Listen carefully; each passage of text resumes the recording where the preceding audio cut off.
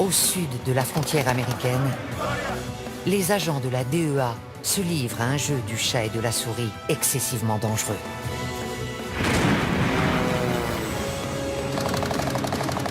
Dans toute l'Amérique centrale, ces flics d'élite combattent les cartels. On n'a jamais vu ce genre de bateau. Le flot de cocaïne d'inonder le marché nord-américain. Il y en a une sacrée quantité. Il en sort de partout. Face à eux, un ennemi ingénieux et brutal.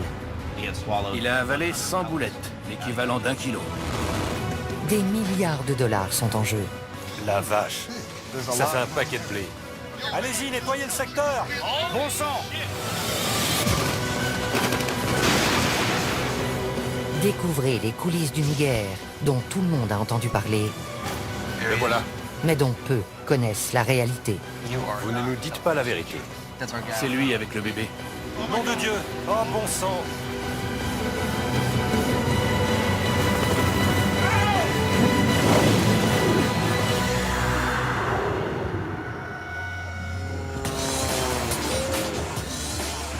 Chaque année, la Colombie expédie près de 450 tonnes de cocaïne vers le nord. Valeur à la revente, 67 milliards de dollars. Les trafiquants font entrer la drogue par bateau, avion privé et même sous-marin. La méthode la plus employée reste la mule humaine. Les mules sont particulièrement actives dans les aéroports. Une brigade de flics d'élite locaux et 2 agents de la DEA, Liam et Jack, sont chargés de les traquer. Pour des raisons de sécurité, nous ne révélerons pas leur vrai nom. Il sort encore de la poudre blanche. Ils luttent jour et nuit contre d'habiles contrebandiers qui emploient tous les moyens pour faire pénétrer la drogue en Europe et en Amérique du Nord. Il y a de la cocaïne dans ses chaussures. Ils risquent très gros, car les cartels éliminent tous ceux qui se dressent sur leur chemin, même les agents de la DEA. Giovanni était mon bras droit, mon bras armé. Cette semaine, Liam et Jack ciblent les aéroports de Bogota et de Medellín. Mission, faire quadriller les lieux par des équipes de policiers spécialisés et prendre les mules sur le fait. Il est essentiel de contrôler le trafic des mules, parce que c'est une importante source de renseignement. Ils se dirigent vers l'aéroport Eldorado de Bogota, où sont effectuées 80% des saisies dans les aéroports colombiens. On l'appelle le monstre. La police des stupes l'appelle l'école. C'est ici qu'on apprend comment ça se passe. Il y a quel vol ce soir? Il y en a un pour Barcelone, 2 pour Madrid, Francfort et plus tard Mexico.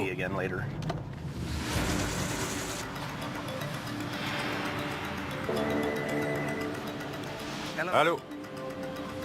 Ok, t'es où? On est en train d'arriver. Salut. Un chien a repéré un sac suspect et la police a isolé un ressortissant italien et ses bagages dans une zone sécurisée. Ils sont sûrs qu'il y a de la coke dedans, alors ils les ont mis sous clé.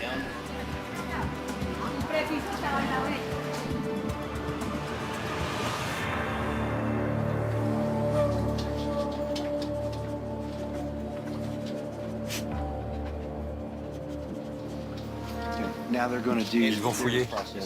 D'où il vient? Il est italien. Il allait où? Il allait à... Parmi les vêtements, il découvre un objet que Liam a déjà vu dans les bagages des mules. On tombe très souvent sur des médailles religieuses. Lui, il a une croix. Ils pensent qu'ils vont échapper à la... Mais c'est curieux. C'est pas le genre de choses qu'on jette au fond d'une valise. C'est une protection? Pour que Dieu veille sur moi pendant le voyage. J'allais être avec ma petite amie.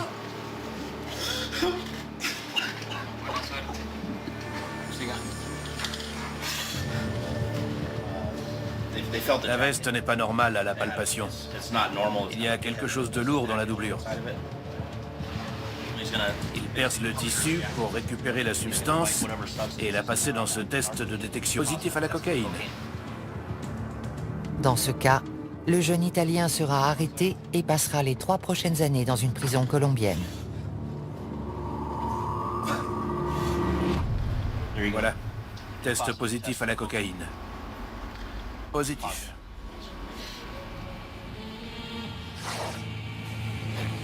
L'odeur mordante de la cocaïne passe difficilement inaperçue. Les contrebandiers ne manquent pas d'astuces pour tenter de la dissimuler. Il y a un agent de masquage.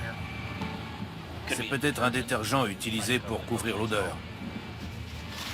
J'ai un téléphone. Si vous voulez appeler quelqu'un hors de Colombie, Si je dis ça à mon père, il va faire une crise cardiaque.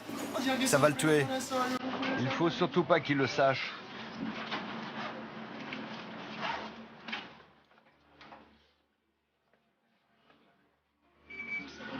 Je suis arrivé en Colombie le mois dernier avec ma petite amie. Elle est enceinte.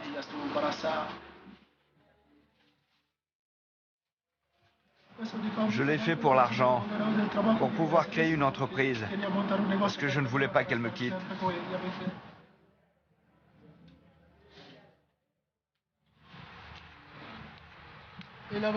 C'est elle qui avait organisé cette folie. Elle voulait qu'on passe notre vie ensemble. la tendance est aux ressortissants étrangers en Colombie. Ils se mettent avec des Colombiennes et elles les poussent à faire de la contrebande de drogue. Je ne sais pas pourquoi, mais ils acceptent. Ils planchent tête baissée. J'ai perdu la tête. On peut perdre la tête pour une femme. Moi, je l'ai perdue pour elle. Il y a une seule femme qui vaut que tu perdes la tête. C'est ta mère.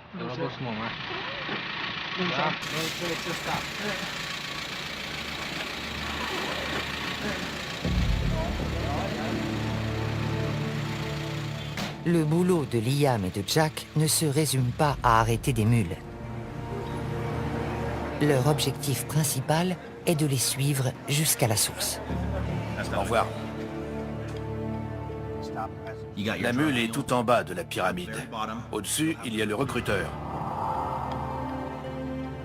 Du recruteur, on peut remonter à l'emballeur. Il y a les expéditeurs colombiens et il y a un destinataire. Et puis il y a le boss. On essaie de démanteler toute la chaîne. Près de l'aéroport de Medellín, les trafiquants nous ont accordé le rare privilège de pénétrer dans leur monde. Ces gens sont ceux que Liam souhaite coffrer à tout prix. Cet homme que nous appellerons Carlos est un spécialiste, un emballeur dans le jargon du narcotrafic. On ouvre le lecteur de DVD, il y a plein de à l'intérieur. Je peux mettre quelque chose ici, ici et ici. Il est fier de son travail, mais il le fait rarement en public. Regardez, on dirait un câble de DVD tout à fait normal. Cette activité peut lui rapporter jusqu'à 11 000 $ par mois. Je gagne beaucoup plus que n'importe quel salarié. Je gagne en un mois ce qu'une personne normale gagne en un an. Carlos ne pourra jamais quitter le cartel, même s'il le souhaitait. Il en sait beaucoup trop. Tu bosses ou t'es mort. Il n'y a que 2 options. Tu les connais, tu sais comment ils travaillent, comment ils expédient la drogue. Ce serait très difficile de les lâcher. Tu fais ton boulot et tu la fermes, c'est mieux.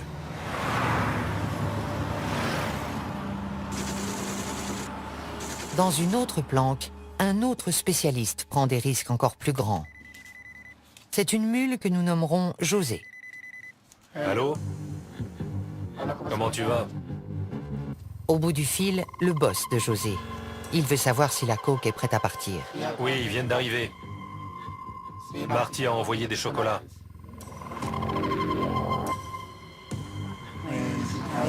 Pour pouvoir survivre, je transporte de la drogue.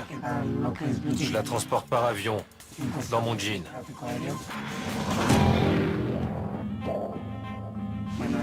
Ça, c'est mon jean normal. On le transforme.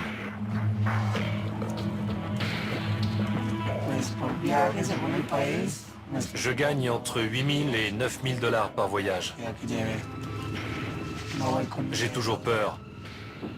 Je regarde tout le temps dans mon dos.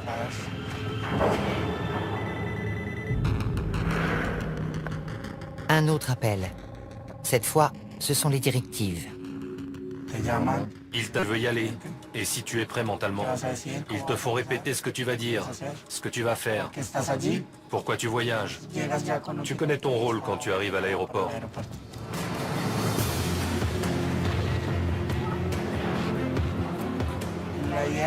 Le but, j'essaye de beaucoup parler avec les préposés qui s'occupent de moi, parce qu'ils observent ton attitude et ta personnalité.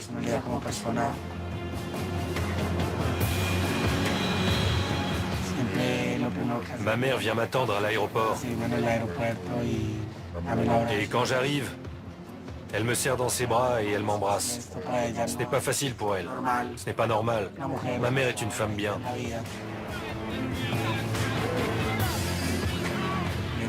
Je risque de me faire arrêter à l'étranger et de prendre 30 à 35 ans de prison.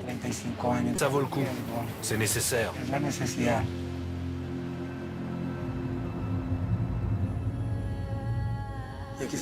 Je le fais pour ma mère, pour mon frère, pour mes études. Ce n'est pas un travail honorable, mais je suis forcé de le faire. En sortant, José nous demande de ne pas le suivre. On ignore ce qu'il est devenu.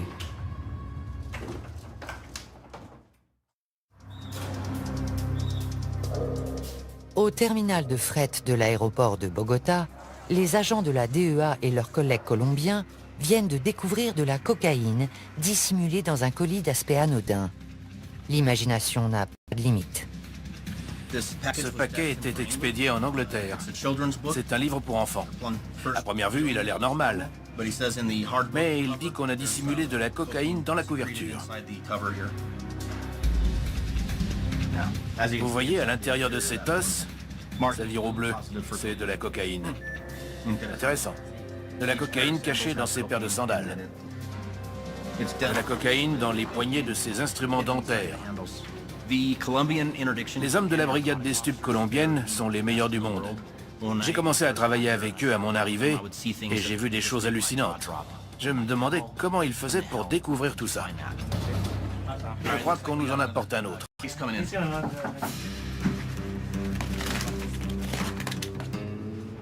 C'est un carton de déodorant à billes à destination de l'Espagne. Et les flics étaient soupçonneux. Je suis d'accord, ça n'a pas de sens. Je pense qu'il y a un petit réservoir ici contenant du vrai déodorant et un double fond dessous rempli de cocaïne liquide.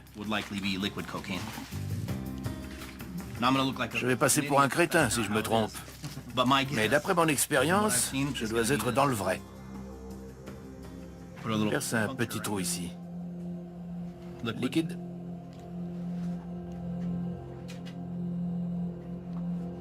Négatif. Si ce flacon contient de la cocaïne, elle a été très habilement dissimulée. Je le presse, rien ne sort.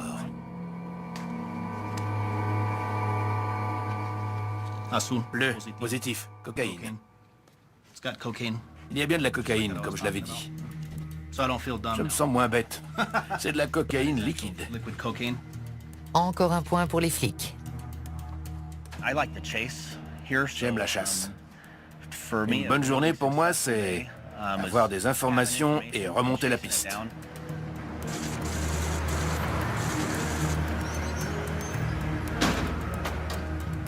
Dans l'après-midi, les hommes contrôlent des manifestes d'expédition. Ils cherchent des informations qui leur permettraient de remonter la chaîne jusqu'au chef de réseau. Il y a environ 3 tonnes et demie de fret. Il suffirait d'un indice pour nous aiguiller. Ça part au Costa Rica. Il y a un nom et des numéros de téléphone. Je vais tout rentrer dans la base de données. À l'étage des départs, les policiers cherchent d'autres mules voyageant sur le vol de Madrid. Plusieurs indices nous mettent sur la voie. En général, quelqu'un qui a avalé de la drogue est très pâle. Il est mal à l'aise, il transpire. Il peut même avoir une petite croûte blanche sur les lèvres. Ceux qui s'en font une ceinture restent loin des autres. Les passagers qui montrent ces signes révélateurs ou qui paraissent simplement nerveux passent dans ce scanner corporel de dernière génération.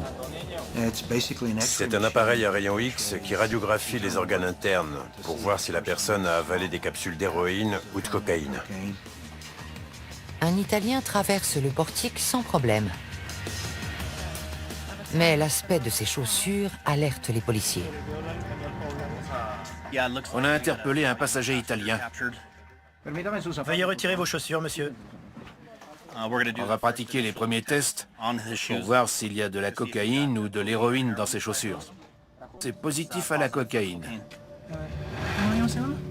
Bleu. Bilan du vol de Madrid, une seule mule. Mais ce n'est que la première arrestation d'une soirée qui va se révéler trépidante.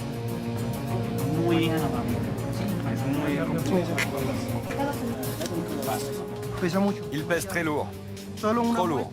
Un petit échantillon? Voilà. Cocaïne. Il y a de la cocaïne liquide dans ce jean.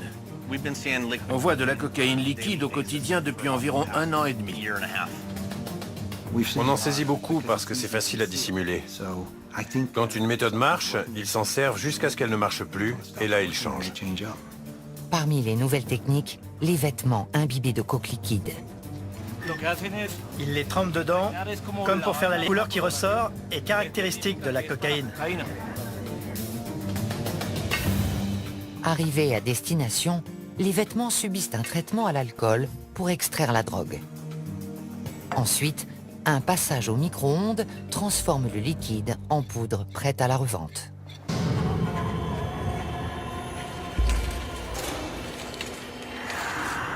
Toutes les formes de contrebande sont risquées, mais la méthode la plus dangereuse est celle des bouletteux. Liam et le major Delgado de la police colombienne répondent à un appel.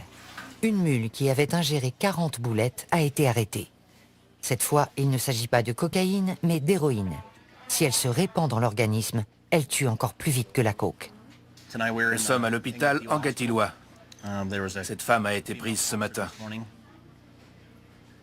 Comme vous le voyez, il y a plusieurs boulettes. Le test préliminaire s'est révélé positif à l'héroïne. Normalement, un policier accompagne la personne aux toilettes et la regarde expulser les capsules. Ensuite, il lui fait laver les matières fécales, puis il place les boulettes dans une pochette en plastique.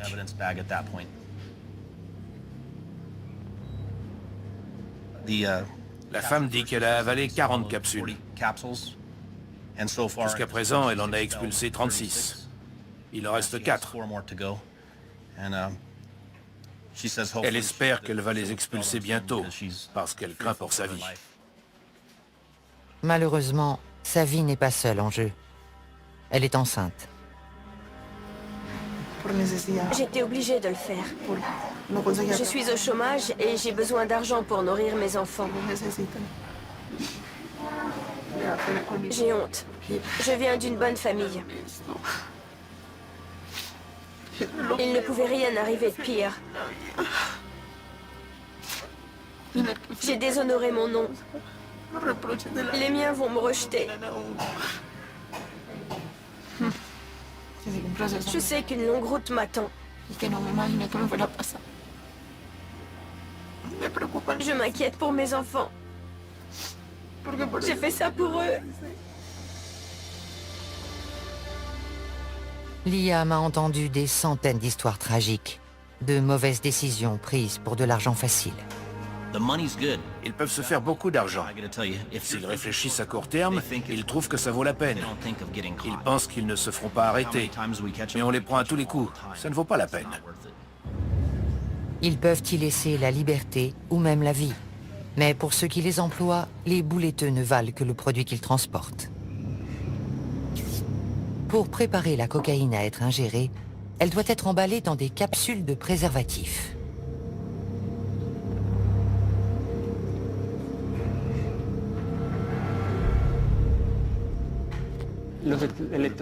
On m'apporte le produit, on me dit emballe-le et c'est tout.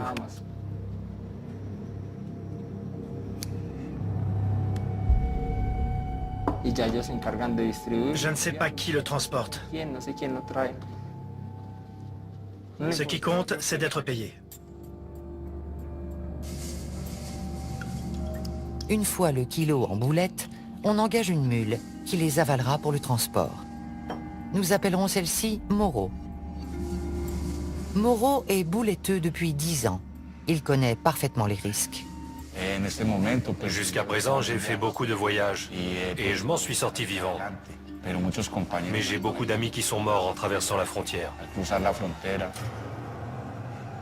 L'huile permet aux boulettes de passer plus facilement. Mais avec une telle concentration de drogue, la moindre fuite pourrait causer un arrêt cardiaque. C'est très dangereux. On peut mourir dès la première boulette du premier voyage, parce qu'il est toujours possible que la cocaïne se répande.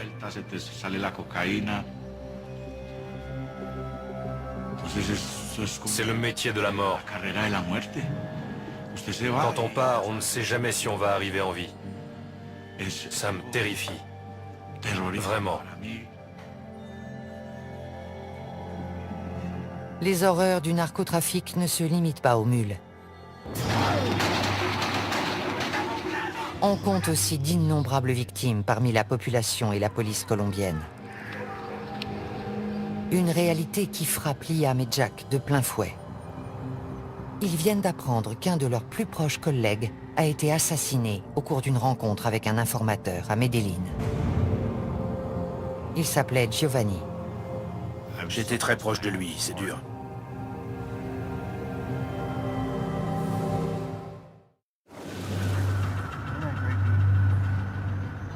Liam et Jack se rendent à Medellín, où ils comptent investir l'aéroport pour la seconde phase de leur opération coup de filet.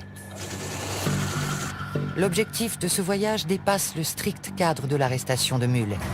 Ils veulent trouver les assassins de Giovanni. Je vais à Medellín pour des raisons personnelles. Un de mes meilleurs amis a été tué. On vient coordonner l'enquête sur son assassinat. L'ancien bastion de Pablo Escobar demeure l'épicentre du trafic de drogue, un terrain très dangereux pour la DEA. Tout policier risque la mort à Medellín. Il faut être sur le qui-vive. Quand je viens dans cette ville, je suis prêt à tout. J'ai repéré une moto blanche derrière nous. Elle nous suit depuis une dizaine de minutes. Le conducteur s'intéresse beaucoup à nous. Il n'arrête pas de nous regarder. Il n'est peut-être pas dangereux, mais il pourrait appeler quelqu'un pour dire qu'il a vu quelque chose de bizarre. Les trafiquants sont peut-être déjà au courant de leur présence. Mais Liam et Jack continuent jusqu'au jardin botanique où Giovanni a été abattu. Giovanni était l'un des meilleurs policiers que j'ai rencontrés. Il avait un cœur de lion. Il ne connaissait pas la peur. Il faisait un boulot formidable et ça rejaillissait sur moi. Je me reposais sur lui. C'est là? On peut se garer à l'intérieur? C'est arrivé à 7h25 du matin. Il devait y avoir autant de monde que maintenant. Faut être vraiment gonflé pour faire ça en plein jour. Giovanni croyait avoir rendez-vous avec un informateur quand il a été tué de sang-froid devant des centaines de personnes. D'après les preuves matérielles et les photos de la scène de crime, le véhicule de nos hommes était garé dans ce sens. Le conducteur et le passager à l'avant, personne derrière. 2 tueurs se sont approchés par les côtés. L'un du côté du conducteur, l'autre du passager. Ils ont ouvert le feu. L'un d'eux est arrivé à la hauteur de la portière passager. Il a éjecté un magasin, en a mis un autre et a recommencé. Puis il a reculé. Et ils se sont enfuis. Ils étaient entraînés. Ils avaient une expérience militaire vu la façon dont ils se sont approchés du véhicule et dont ils tenaient leur arme. Ils la tenaient pas comme des gangsters. C'était pas leur premier assassinat. Ils vont ratisser le quartier en quête de renseignements. On doit aller à plusieurs endroits, mais vous ne devez pas vous montrer. Est-ce être présent ce jour-là? D'autres gens qui sont souvent dans le coin. Peut-être. Vous devriez aller voir par là. Est-ce que la police a demandé la vidéo de surveillance? C'était là. L'homme à qui il parle a une vue parfaite sur la scène de crime. Mais il prenait sa douche au moment clé. Personne ne sait quoi que ce soit sur l'assassinat. Il y avait des yeux partout, mais personne n'a rien vu. Pour nous, cela signifie que la Oficina contrôle le quartier. La Oficina de Envigado est un syndicat de tueurs à gages, le groupe le plus meurtrier de Colombie. La Oficina a toujours été un élément criminel violent. Ils sont furieux parce qu'on a arrêté quelques chefs haut placés et je suis sûr qu'ils seraient ravis de tuer ou de blesser un membre de la DEA. Malheureusement, notre mini-quadrillage n'a pas donné grand-chose. Le pompiste travaillait ce matin-là. Il a entendu les tirs, mais il n'a rien vu. Le portail était ouvert, mais nos hommes ne sont pas entrés. Ils se sont garés là. Ça me paraît bizarre, parce qu'ici c'est un trottoir. Pourquoi n'ont-ils pas été plus loin pour libérer le passage? C'est une rue complètement dégagée et très fréquentée. Drôle d'endroit pour une fusillade. Je crois que la Oficina voulait que l'assassinat soit public. Elle voulait envoyer un message. Il y a sans doute eu des centaines de témoins, mais personne ne parle. Le quartier est sous leur coupe. Les gens ont peur de parler. Imaginez que vous vivez à Chicago et qu'une organisation criminelle et ses commandos de tueurs sont implantés dans votre quartier. Vous n'iriez pas parler d'eux. Regardez en haut des collines. C'est un bassin de recrutement de trafiquants et d'hommes de main. Il y a aussi des tas de gens honnêtes, mais c'est là qu'ils recrutent. La Oficina croit pouvoir opérer impunément dans ce secteur. C'est très difficile pour la police quand personne ne veut coopérer avec elle contre les voyous qui infestent la ville et qui tuent des innocents et des policiers compétents qui font de leur mieux.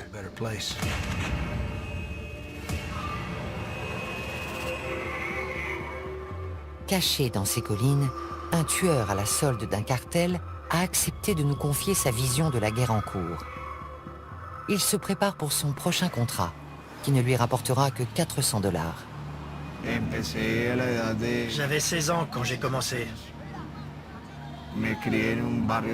J'ai grandi dans un quartier où il était courant de tomber sur un cadavre dès qu'on sortait de chez soi le matin.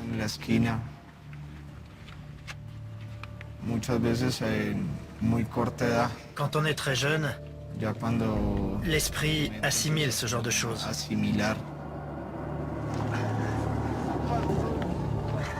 Ce n'est pas une excuse.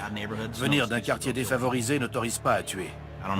Comment peuvent-ils faire ça à d'autres êtres humains? Je ne comprends pas. Quand on tue quelqu'un, on n'a ni dignité, ni mort.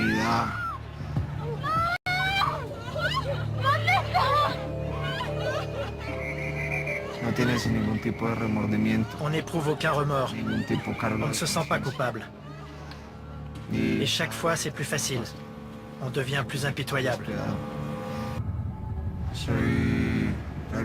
Je suis un instrument. Une marionnette entre les mains de gens puissants.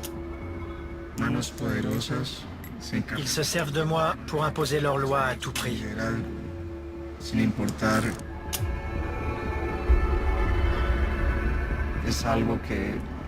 C'est quelque chose qu'on a dans le sang.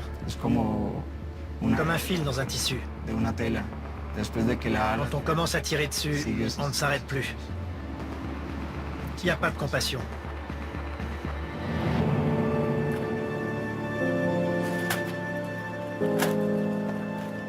Bien qu'il traque sa victime avant de la tuer, l'assassin ignore la raison du contrat. On suppose que la personne qu'on va éliminer n'est plus utile au groupe. Ou que c'est simplement un innocent qui en sait trop.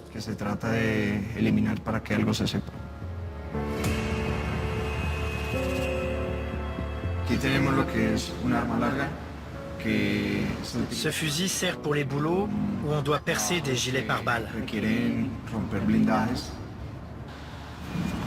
Avec le pistolet, on tire, puis on le cache.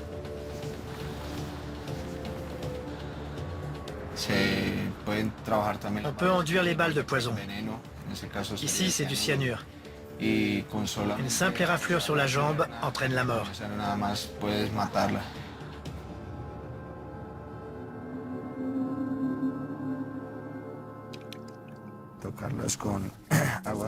On lave les balles à l'eau bénite et on récite la prière de l'assassin. Que la divine fortune guide ces balles sacrées pour qu'elles donnent la mort sans faillir. Que cette mort soit sans violence, que la victime ne souffre pas. Amen. Des tueurs à gages qui disent des prières et qui se signent, pour moi, c'est de l'hypocrisie. Dire une prière pour aller tuer quelqu'un qui a des enfants, ça me fait penser à une brute. Seule une brute est capable de faire ça pour se rassurer. Avant de partir, le tueur dit aussi une prière pour lui-même.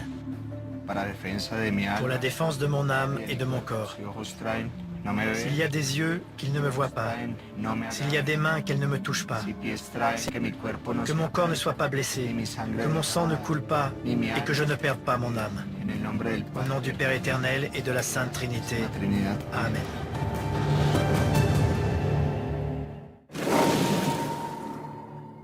L'opération Coup de filet se poursuit toute la semaine à l'aéroport de Medellín. Une suspecte est dirigée vers le scanner corporel.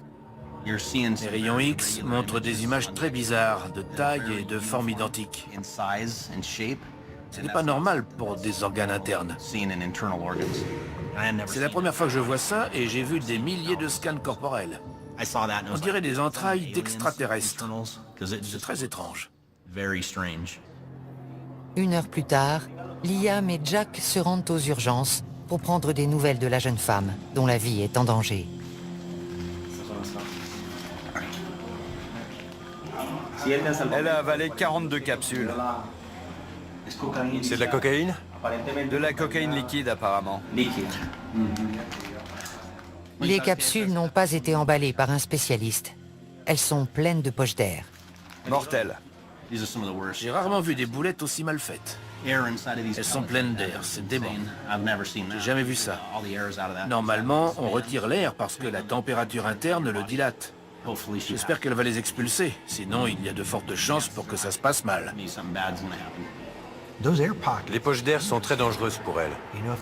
Si l'air se dilate, les capsules explosent et elle mourra. Son organisme sera inondé de cocaïne liquide, elle fera un arrêt cardiaque et elle mourra très vite. Un chimiste de la police colombienne vient analyser le liquide contenu dans les boulettes. Plus la drogue est pure, plus le risque de décès est élevé. Vous avez déjà fait des tests sur ce genre de liquide? Oui. Les derniers doutent, il pratique un autre test. Si la solution vire au bleu, la présence de cocaïne sera prouvée. Réaction positive au chlorhydrate de cocaïne.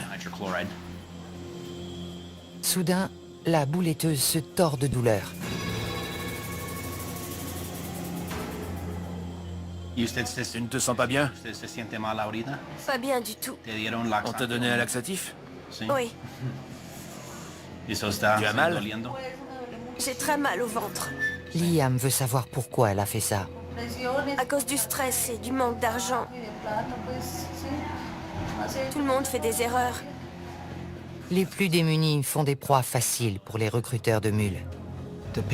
Les gens qui l'ont engagée lui ont donné des capsules à avaler. Ils se fichent bien d'elle, ce qui compte c'est l'argent. La vie humaine n'a aucune valeur.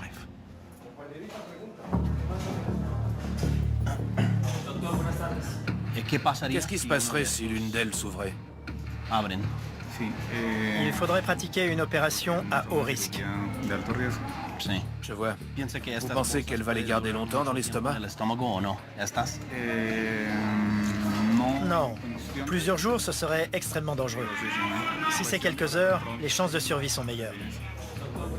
Le médecin est inquiet. Il va peut-être devoir opérer la jeune femme pour extraire les capsules sur le point d'exploser. Mais si ça dure plus de 48 heures, je devrais intervenir?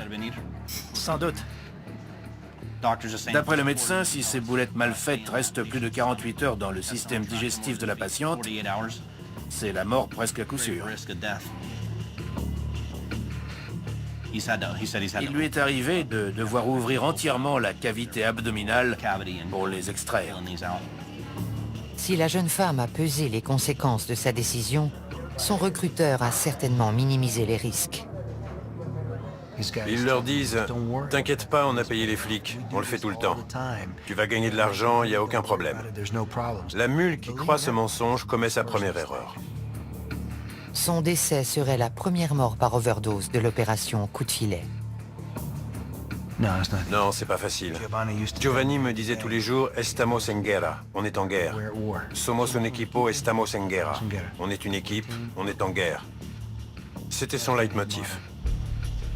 Ce soir, la guerre pourrait faire une nouvelle victime. Mais pour Liam et Jack, une petite victoire se profile. On a trouvé un témoin potentiel du meurtre de Giovanni.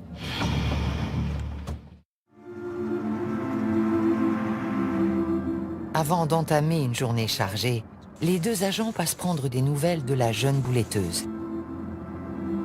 On fait juste un saut à l'hôpital pour voir comment elle va.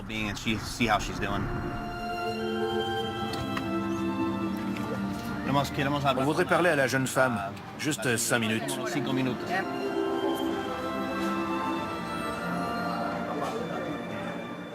Je crois qu'elle est aux toilettes.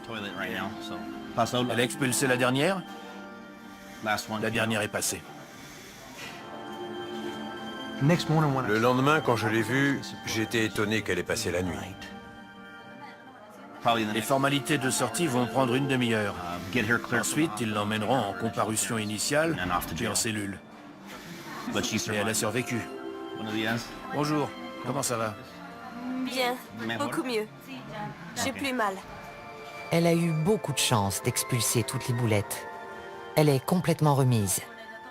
Liam et Jack tentent d'en savoir plus sur la personne qui l'a engagée. Mais elle maintient qu'elle a agi seule. Elle dit qu'elle est seule en cause. Je ne la crois pas. Je ne crois pas qu'elle avait les fonds pour acheter de la cocaïne et prendre l'avion pour le Honduras en espérant trouver un acheteur sur place. Elle protège quelqu'un, sûrement un membre de sa famille. Bonne chance et merci beaucoup. Merci. Vous avez été très gentils. Et vous avez des beaux yeux tous les deux. Le soulagement est général. La jeune femme n'a pas payé sa mauvaise décision au prix fort. Mais plusieurs années de détention l'attendent.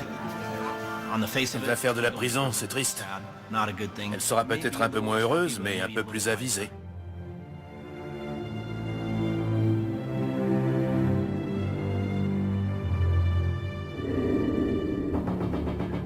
Dans l'après-midi, Liam et Jack apprennent qu'un coup de fil important a été intercepté. Ils pensent qu'il provient de l'un des organisateurs de l'assassinat de Giovanni. Il flippe complètement au téléphone. Il dit qu'on lui a tiré dessus. Ils se rendent à l'hôpital où l'homme est soigné. Pour Liam, on a voulu l'abattre à cause de ce qu'il sait. On va lui mettre les points sur les i. Tu sais que tu seras mort très bientôt. Si tu veux t'en sortir, on est là pour t'aider. La coopération de cet homme pourrait marquer un tournant décisif dans l'enquête. Franco, on va à l'hôpital. J'espère que cet individu va faire une déposition et identifier les gens qui ont tué Giovanni. On arrive à l'hôpital. On ne peut pas vous emmener, c'est trop important.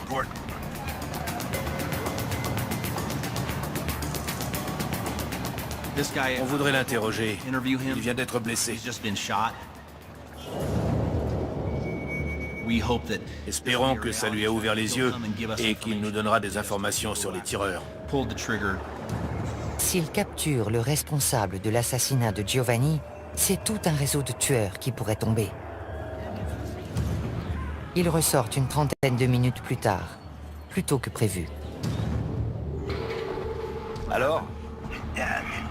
Ça s'est pas passé comme on voulait. Le type soutenait qu'il ne savait rien. Son histoire n'était pas crédible. Il a menti tout du long. Regardez l'homme qu'on vient d'interroger. Il est couvert de sang, des pieds à la tête. Il a nié tout en bloc. Il n'a montré aucun remords pour ce qui est arrivé à nos flics. Aucune volonté de nous aider. Et il ne craint absolument pas pour sa vie. L'individu redoute bien davantage les assassins de la Officina que d'être incarcéré par la DEA. À cause de son silence, l'enquête piétine.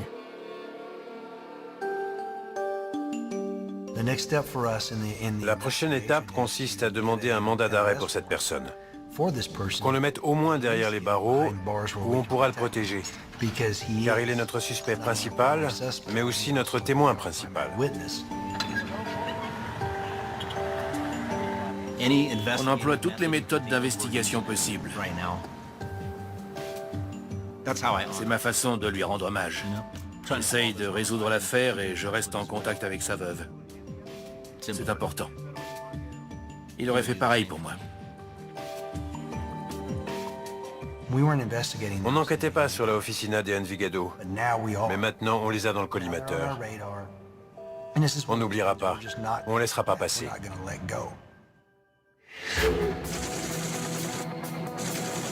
L'opération Coup de filet s'achève. Ce soir, Liam et Jack donnent une conférence de presse sur une saisie d'une importance considérable. 30 kilos de cocaïne liquide.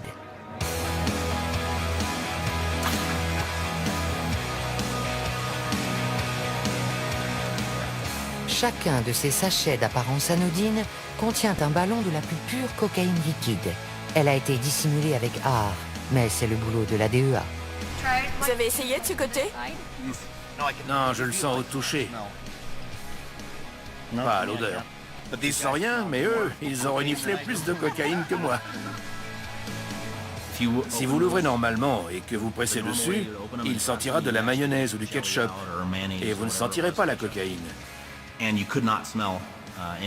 Mais dès que vous percez le sachet, l'odeur de la cocaïne couvre tout.